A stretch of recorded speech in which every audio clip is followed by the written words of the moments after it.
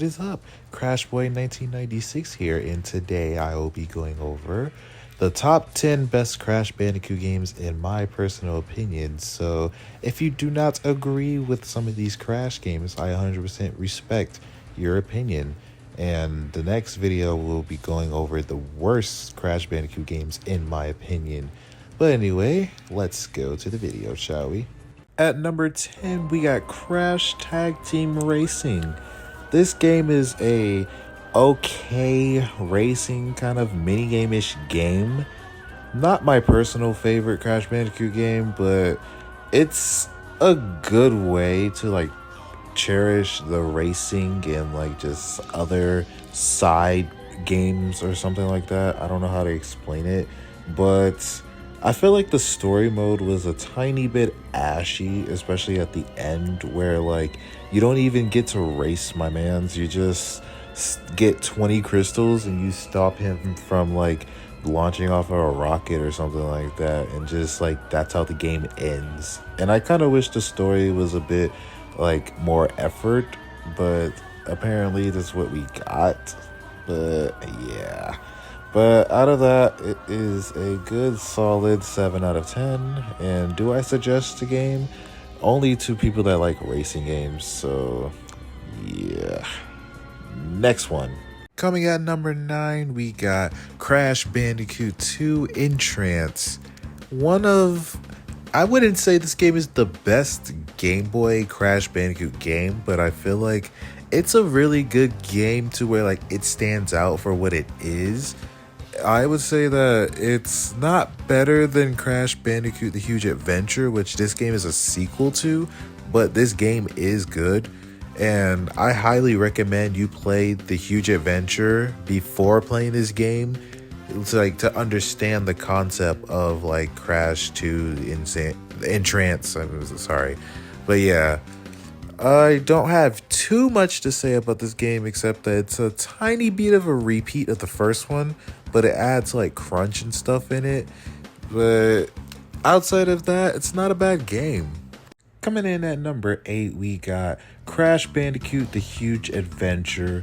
It was a nice 2D side-scroll version of like the game Crash Bandicoot Warped, which I wish the levels were not like repetitive, like to where like they just kept redesigning the same levels. But outside of like the same like different kind of like level redesigns, the game is actually not terrible. Like I would actually play this if I were stranded in the middle of the road and like I'm just sitting in the car playing Crash Bandicoot on handheld. I would play The Huge Adventure because the game is it's not bad, but I don't think the game tops to any other Crash Bandicoot game. But I will say that the bosses are actually really fun. I will admit that. But anyway, moving on. Taking in at number 7, we got Crash Nitro Kart. Crash Nitro Kart is a racing game that has a story mode to where Crash and the others get abducted and they have to race around in order to go home. And so basically they are racing for their rights. And the thing about this game is that like it's a really fun competitive game. Like very fun. I think like it's really good. It's not as good as Crash Team Racing, but it is really good in my personal opinion. Like probably one of the second best Crash racing games. And if I'm being honest, the items are pretty like fun to use too, especially when it comes to doing things like using the shields and stuff or using the missiles. Those are pretty fun.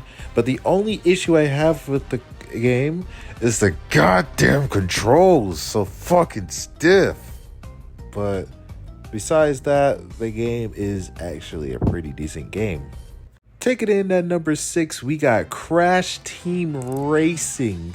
Possibly one of the best racing games I have ever played, honest to God. This game right here says a lot. Crash Team Racing is just one of those games to where I can just sit back and just enjoy racing. The items are pretty fun, and Just the story mode to it is really, really amazing.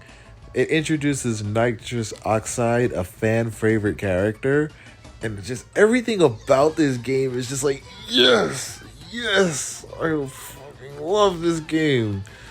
Honest to God, like I really, and I mean when I mean really enjoy competitive, like just playing competitively.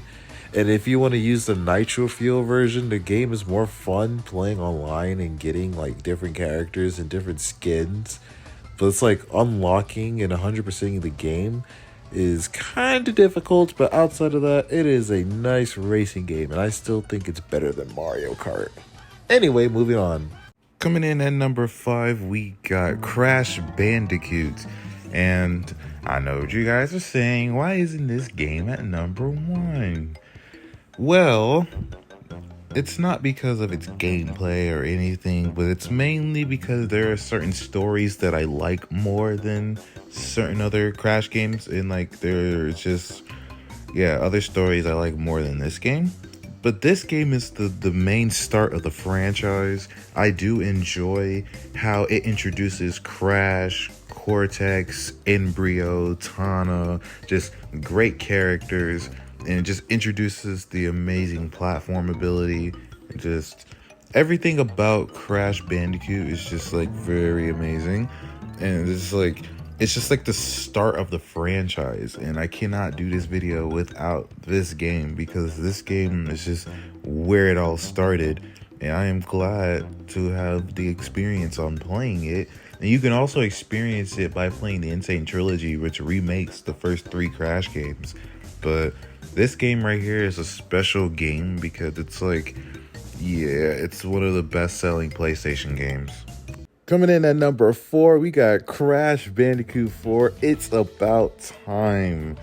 Oh my gosh, this game right here is, I have to say, is the true comeback to the Crash Bandicoot series. Well, even though like Crash had like a discontinued line for like 8 years where they didn't have a Crash game because they didn't know what to do with it.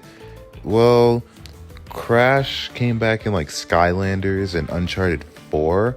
But then they had a remake of like the first 3 Crash games that made Crash good, and they also remade CTR, which the remake is better than the original. But as I'm going with Crash 4, Crash 4 is definitely its true comeback because it's just everything new. You get to play as 5 different characters.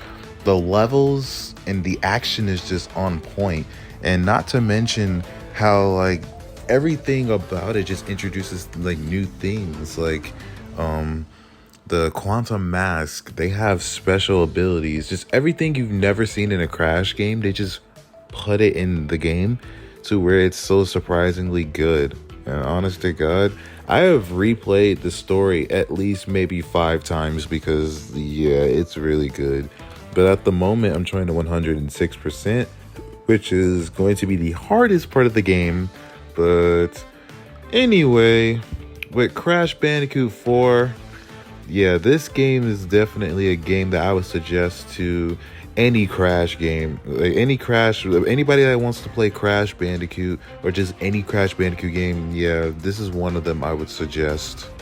Coming in at number 3, we got Crash Twinsanity, and I am a huge fan of the wacky and silliness in this game, and like how Cortex breaks the 4th wall, and not to mention how like just everything about this game, I would say there are its moments to where it's like because the game is rushed and there are some glitch moments in the game, and there are like sometimes some audio delays, and there's just moments where the game moves entirely slow.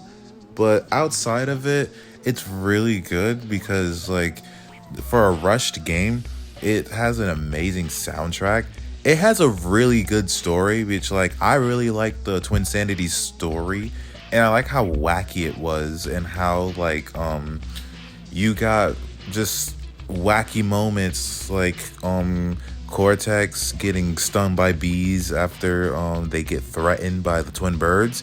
And also the game it doesn't introduce Nina, but the game is one of the first console games that has Nina in it, because Nina's first appearance was Crash Bandicoot Purple, which was on the Game Boy Advance, but her first console appearance was Twinsanity.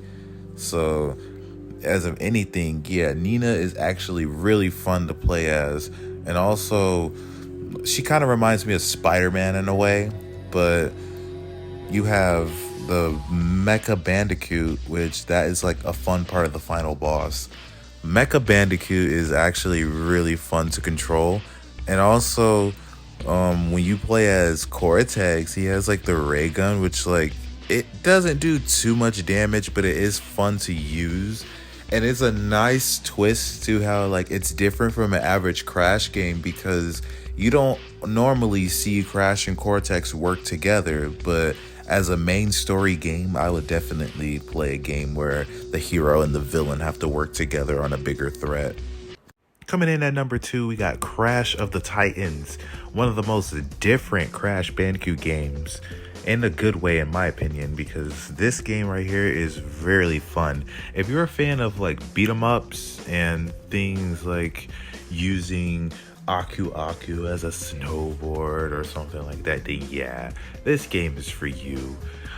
To be real though, Crash of the Titans, it has its down moments in gameplay wise, but outside of that, like, it's not bad at all. It's actually really fun when you get the hang of the game, and like you get to absorb, like not absorb, but like you get to control Titans after beating them, and you pretty much do the whole Mario process where like Coco is kidnapped and Crash has to go save his little sister, but instead of saving a princess, you're saving your sister. But yeah, Crash of the Titans is, I say its story is actually okay-ish, and I like the little plot twist with the villains where instead of like Cortex, it's just like Nina taking over as like one of the main villains, which Nina's one of my favorite characters, by the way. And also how like Crash is just like more silly, and it's kind of in like a cute way. But yeah, outside of that, Crash of the Titans is actually really good, and it's a game that I highly recommend. Taking in at number 1 spot, we got Crash Bandicoot 2 Cortex Strikes Back. This game is heavily, in my personal opinion, the best Crash Bandicoot game to have been made. Honestly, like, deadass. Crash Bandicoot 2 just takes everything from the first one and just makes it better. And like it introduces the slide, and then like you get the crash dash or whatever that move is when you get to hold down the R button and make him run fast after beating the game. And the levels are pretty fun and challenging. Getting the gems and like crystals and stuff, it's not terrible, but it has its moments.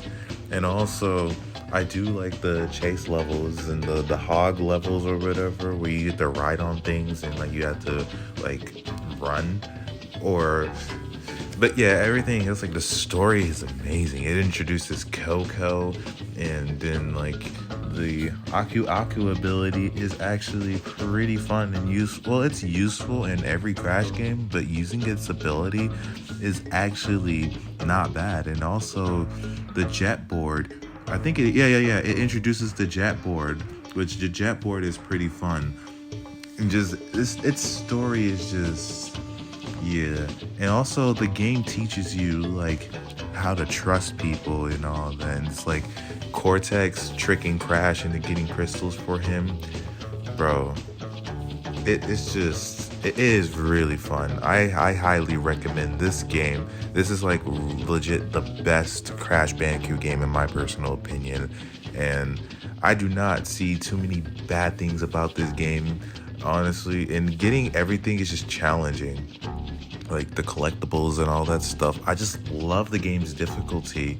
And also the only thing I don't like about the game is the final boss, where Cortex, it's just kind of too easy. But outside of that, yes, this game is just perfectly amazing, and I would play this game any other day. Well, that will be the end of this video. Hope you guys give it a big thumbs up if you guys liked it. Subscribe. I will see you guys in the next video. And these are just my opinions on the Crash Bandicoot games, like in the franchise. The next video will be the worst Crash Bandicoot games in my opinion. And again, these are opinions, so do not take these as facts. So yeah, as I say before, these are my opinion, and these are what I think is the top 10 best Crash Bandicoot games, and I'm gonna go over like the top worst Crash Bandicoot games. And if you guys do not like my opinion, I respect it, and I hope you guys do not make a big deal out of it, because these are just opinions at the end of the day.